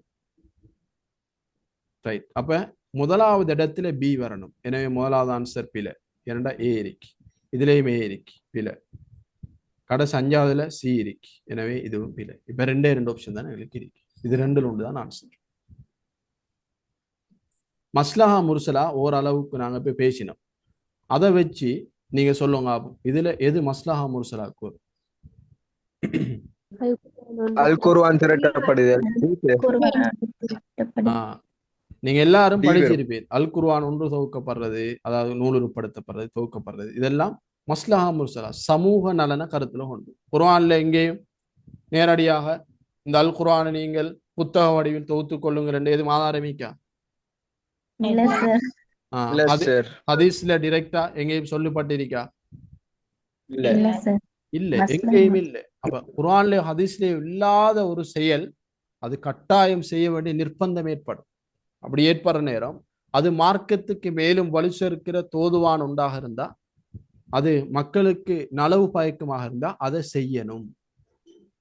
அதான் மஸ்லஹா முர்சலா. சமூக நலன் அடிப்படையாக வச்சு சில காரியங்களும் முன்னெடுக்க வேண்டி வரும். அந்த அடிப்படையில் தான் குர்ஆன் நூல் உருப்படுத்தப்பட்டது. எனவே மஸ்லஹா முர்சலா இந்த இடத்துல டி வரும். அப்ப 4வதுல டி எதுல இருக்கு? 4வது விட. நாலாவது சார். 4வது இதான ஆன்சர். இது பிள்ளை. கிளியரா விஷயம்? சார். அதான் சொல்லுது. இதோட முடிப்போம் இன்ஷா அல்லாஹ். மிச்ச பகுதிகள் கிட்டத்தட்ட நாங்கள் ஃபுல்லாக படித்த மாதிரி தான் இருந்தாலும் இன்னும் ஒரு தடவை வாசிச்சுட்டா சரி. அப்போ இப்போ உங்களுக்கு ஏற்கனவே செய்ய இயலாத கேள்விகளும் இப்போ கொஞ்சம் செய்யக்கூடிய மாதிரி இருக்கும். எனவே கொஞ்சம் இன்னும் கொஞ்சம் திரும்ப ஒரு தரம் பேப்பரை ஃபுல்லாக பார்த்து டீப்பாக பார்த்து கொஞ்சம் பேப்பரை செய்யுங்க. சரியா? Okay sir. ஓகே இன்ஷா அல்லாஹ் அடுத்த கிளாஸை சந்திப்போம். ஏதும் டவுட் இருக்கா படிச்சதுல? இல்ல சார், மிச்சம் கிளியர் ஆகி. ஓகே இன்ஷா அல்லாஹ் அடுத்த கிளாஸை சந்திப்போம். அஸ்ஸலாமு அலைக்கும் வரஹ்மத்துல்லாஹி வபரகாத்துஹு. வரஹ்மத்துல்லாஹி